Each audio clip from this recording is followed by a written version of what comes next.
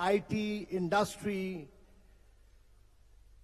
mines, geology, commerce. He runs the entire government of Andhra Pradesh. The government of Telangana, Mr. Katie, a very, very dynamic man. So let me first welcome the moderator of the session, Mr. Katie, here to take over as the moderator. The minister from government of Telangana.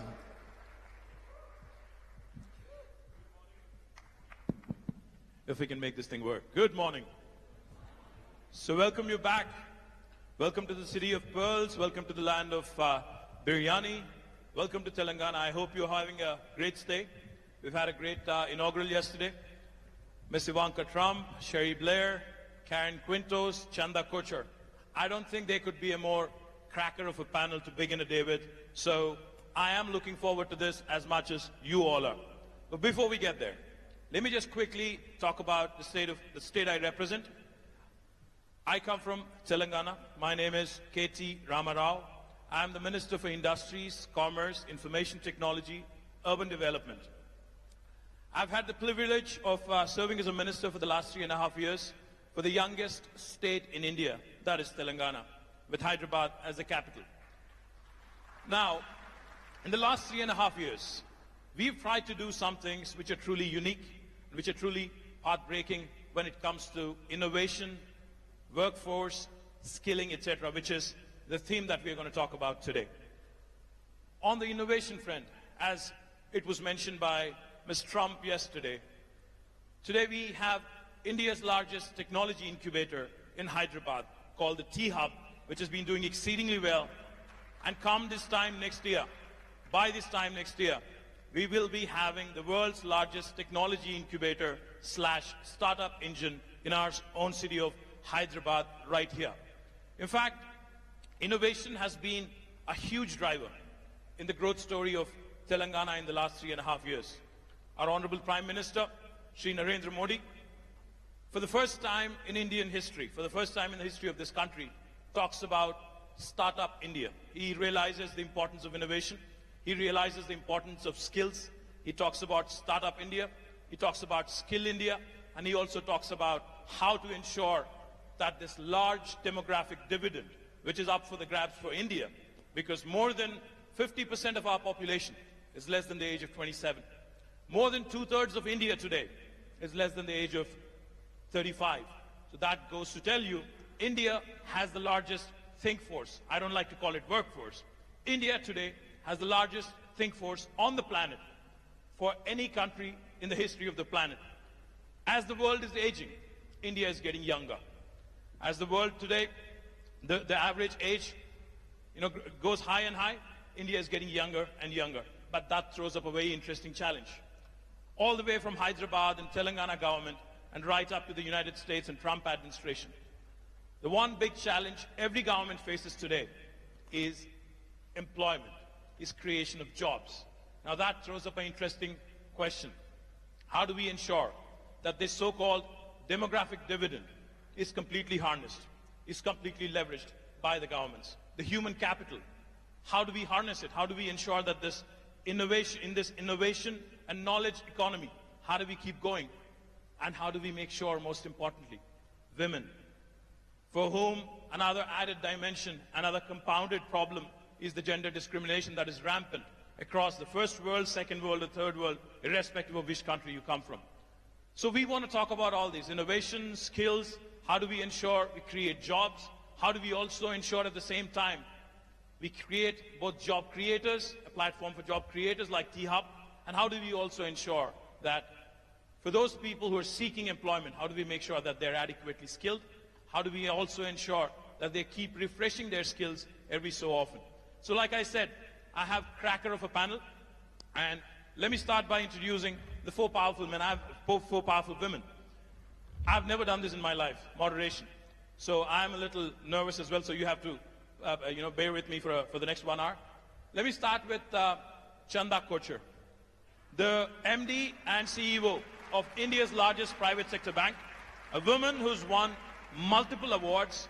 I can go on and on, but she's been consistently ranked among the top 100 most powerful women by Forbes and Fortune, and the winner of Woodrow Wilson Award for Corporate Citizenship. Chanda, thank you. I think you're here. Chanda Kochar, ladies and gentlemen, a warm round of applause, please. Next, I'd like to introduce Karen Quintos, the Chief Customer Officer of Dell, the highest ranked, most senior position held by a woman in Dell is currently held by Karen Quintos. Karen works very closely on the board of Dell, the highest and the most senior most position, the executive position with Michael Dell and the entire team. So welcome, Karen. Next, we have a woman who's extremely popular, who's done significant work, who's been a tremendous pillar of support to a former UK Prime Minister, Prime Minister Blair, Sherry Blair of the Sherry Blair Foundation for Women. Ladies and gentlemen, please welcome her with a warm round of applause.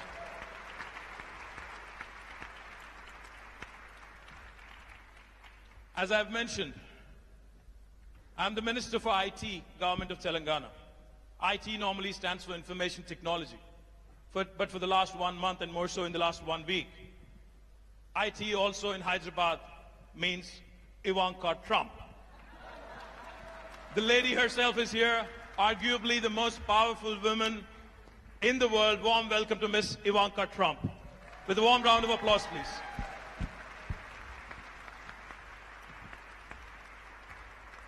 I didn't know what to call her because she dons multiple responsibilities, multiple roles, so I wanted to make sure we capture this moment. We have a banker, we have an advisor to POTUS, and many, many other things also. We have a lawyer, and then we have a chief marketing and chief customer officer. So welcome, ladies, and then we can get started. Thank you very much. What a group. Good morning. It is a bunch of really, really energetic people at 9 a.m. in the morning. Do you guys need more coffee? Well, this is a great panel. Thank you, ladies, for joining me. Let me start off by posing one question, and let me start off with Chanda. Chanda, you've donned multiple roles. You've been rated as one of the most powerful women in business by Forbes, by Fortune. You lead India's largest private sector bank. You're among the top 10 most influential businesswomen in the world. Let me ask you, what does it take really to ensure that you break through the glass ceiling, you work through whatever it is that is required to make it right to the top in the corporate world? Well, I think it's a combination of many things. It's what you yourself as a woman desire and want to achieve. It's what, the encouragement and support that you get from your family. And it's the entire ecosystem in the organization where you build your career. So let me start with the ecosystem first, because I think, I was very fortunate to be part of an organization that has always been a merit-oriented organization. And that gave all of us the comfort and confidence to say that if, even as women, we put in hard work, we'll be recognized for the work that we put in. We'll be given the next promotion or the next responsibility based on your capability and will not be discriminated against just because you were a woman. Well, beyond that, I think, it's about the woman himself or herself in that sense. Because, I have seen that women are actually sometimes even more capable and more intelligent than the boys that we recruit. I agree. I completely agree. But at the same time, we tend to give up when it's the most difficult time in our life stage, which is when we are starting our families. And I think that is the time when women need to decide not to give up. Because if you do not give up at that time, then you're able to continue for long. And I can later talk about what ICICI as an organization has done about really making life comfortable for women at that life stage. But I think that is very important. And I feel that at that time, it was I who believed that I want to do this because it's my desire. I'm not doing it because someone is forcing me to do it. And I think that conviction takes you through the period. But beyond that, I must say that, your family, your larger family, has to be a part of your growth and progress. And it's not, as mundane as saying that they're supportive of what you're doing. I think that's actually putting their contribution in a very mundane manner. I think what gives the woman the inspiration is the joy and pride that your family feels in your every step. And that is the biggest driver and motivation for women. Fantastic, fantastic. Let me go to Karen quickly. Karen, Chanda represents the Indian corporate sector. She's an Indian woman who's made it right to the top, and she's worked her way through. How different is it in the United States? You've worked prior to Dell at multiple organizations, and you've been with Dell for the last 17 years. As I've mentioned, you're the top most ranked women in Dell right now. How difficult or how easy is it in the United States or the first world for a woman to reach right up to the top and to do what you've been doing? Well, first of all, I agree with everything that she said in terms of what it takes to be successful. The confidence that you have to have in you and your capabilities and what you can do and what you can enable, I think, has a huge impact. And I couldn't agree more on when you reach those difficult times and you feel like giving up is when you actually have to stay the course, because as a mother of three, two of which are daughters, it's unbelievable how much of a role model you can be as a successful woman in helping them and their friends and the larger kind of community and being successful. Candidly, I'm actually quite optimistic about what is happening now in this area. I think we all agree the numbers are not moving as fast as they need to be moving, but the amount of support that we are seeing in companies, CEOs, the White House, various other public and organizations in the support around getting more women into leadership roles and enabling that, I think today is remarkable. So it's still tough. I mean, it's still a environment out there that is really conducive to men, candidly, and I think through policy change, through culture change, through having great leaders step up and really want to change the game when it comes to this, I'm actually optimistic that over the next couple of years we're going to continue to see some real momentum. Great, great. Let me go to Sherry. Sherry, for those of you who are unaware, mine is the famous surname. She was a lawyer back in 1976. She started her own law firm, and for the first time in the history of Britain, she was the first wife of a prime minister who had her own career. I think that was the first time that has ever happened in British history. So Sherry, how difficult was it to be in the limelight and also to have your own career? And I'm sure there must have been a fallout, there must have been a few issues that emanate from it. So let's talk about it, and how difficult is it, again, to be in the spotlight again and to fight it out through your own career?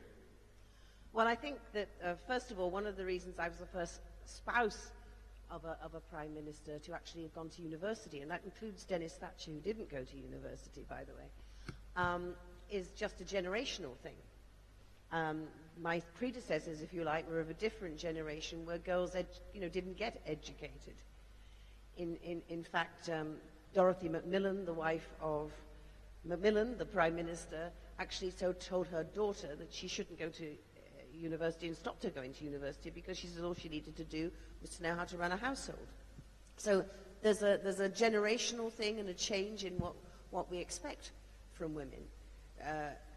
What was it like holding down a full-time job as well as being married to the prime minister? Well, I didn't think after 20 to 25 years in my own career, where I'd worked when I had 3 children under 5, when I was essentially supporting my husband as he went on his political career, why would I change my job just because he had changed his?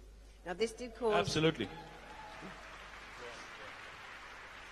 This did cause some consternation in Downing Street, because they basically expected me to be there to be the hostess and the support and to be wheeled out on the occasions when it was required. And I did all that, by the way, but one of the things that enabled me to carry on with my career actually was IT. Because by the time I got to Downing Street, I was able to conduct my business from Downing Street. So I might be dealing with my legal papers, I might be answering clients' queries from my desk. My client would not know where I was, nor would they know that possibly half an hour before that I'd been down greeting the First Lady of Tanzania to have tea with her. Now, I couldn't do that without IT, and that made a huge difference to me, and it's why when I left Downing Street and I was thinking, if IT makes such a difference to a fortunate woman like me, surely there must be opportunities for using IT to bring advantages to women entrepreneurs across the world, and that's one of the missions of my foundation, which is to help women with what we see as the 3 C's that they need for growing their own business. And the 3 are, we've mentioned one already, confidence. Because too many women are told what they can't do, not what they can do. The second C is capability, capacity, it's training, it's women, again, don't get the same access to education across the world as men do. Business is partly instinctive, but partly it's about knowing how to run things right, how to read a spreadsheet, how to build a business plan, how to make the right sort of pitch to get the sort of money that Chandra will then loan you, the whatever capital that you need. And the third one is access to capital.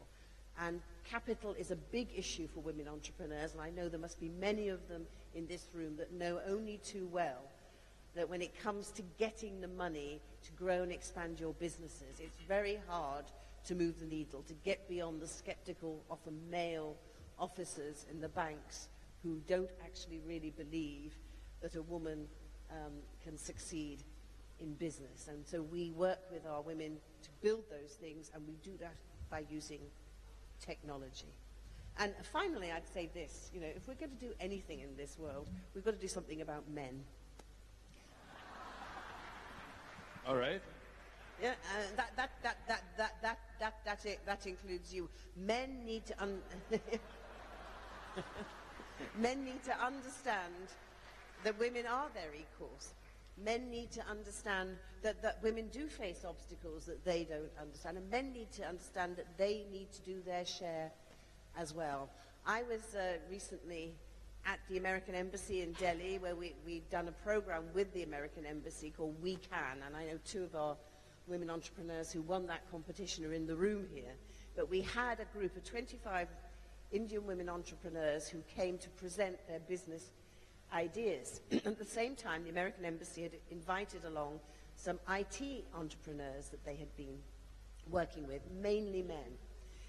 And the women were talking about their obstacles, and yet one of the young men stood up in the audience and says, I don't understand what this woman is talking about. He says, sometimes when I go to an interview or to seek a business, people ask me about whether I'm married, and you know, I don't find that offensive, so why are these women complaining that they can't get any help and assistance, because when they come there, all everyone is asking them about is whether they're married. And that just showed, the women were very firm with him about there is a difference, because for a man here, if you say you're married, people will think, oh, responsible, not likely, you know, got responsibilities, likely to be a good bet. For a woman here who's looking for capital and comes and they say, are you married? And she says, yes, I am. They think, oh, difficult, going to get pregnant, you know, got other responsibilities. So it's a completely different mindset. And unless young men, like the young men in those rooms, understand that, understand the difficulties that their wives and their sisters, and yes, their mothers are experiencing, then we're never going to change this dynamic. Thank you, Sherry. In fact, you talked about... Sherry talked about 3 C's: capacity, confidence, capital. I think the 4th C today, Sherry Blair. Ivanka, you are advising the leader of the free world. You have a unique opportunity to bring about a huge, drastic transformation across the world, especially from the women's perspective that Sherry so eloquently spoke about. In India, in Telangana, we do a bunch of things with the private sector as well. We work with Cisco in a program called Women Rock IT,